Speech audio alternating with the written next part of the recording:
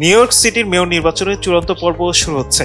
স্থানীয় সময় আজ সোমবার 4 নভেম্বর প্রায় 50 লাখ নিবন্ধিত ভোটার তাদের ভোটের মাধ্যমে শহরের পরবর্তী নেতা নির্বাচন করবেন। এখন পর্যন্ত ডেমোক্রেট প্রার্থী জোহরান মামদানি তার প্রধান দুই প্রতিদ্বন্দ্বীর চেয়ে জনমত জরিপে এগিয়ে রয়েছেন বলে জানিয়েছে আন্তর্জাতিক গণমাধ্যম আল জাজিরা।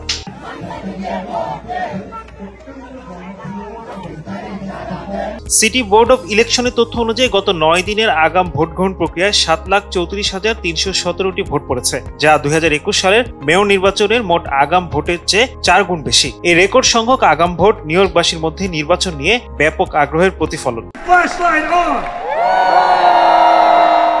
সর্বশেষ জনমত জরিপ রিয়েল ক্লিয়ার পলিটিক্স অনুযায়ী ডেমোক্রেট প্রার্থী জোহরান মামদানি 45.8% সমর্থন নিয়ে সবার শীর্ষে আছেন। তার প্রধান প্রতিদ্বন্দ্বী স্বতন্ত্র প্রার্থী ও সাবেক গভর্নর এন্ড্রু কুমো পেয়েছেন 31.1% এবং রিপাবলিকান প্রার্থী কার্টিস স্লিওয়া পেয়েছেন 17.3% জনসমর্থন। মামদানি কুমোর থেকে প্রায় 15% পয়েন্টে এগিয়ে আছেন।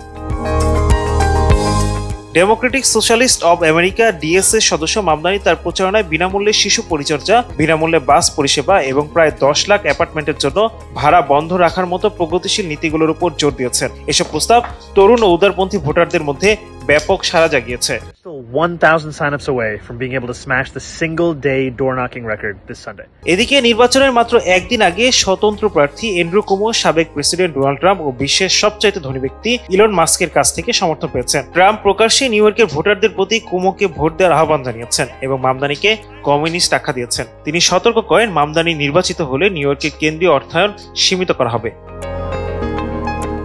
এই নির্বাচনটি ফার্স্ট পাস্ট দ্য পোস্ট পদ্ধতিতে অনুষ্ঠিত হচ্ছে, যার অর্থ যিনি সবচেয়ে বেশি ভোট পাবেন তিনি শহরের মেয়র নির্বাচিত হবেন। নিউ ইয়র্কের ভোট কেন্দ্রগুলো স্থানীয় সময় মঙ্গলবার সকাল 6টা থেকে রাত 9টা পর্যন্ত খোলা থাকবে।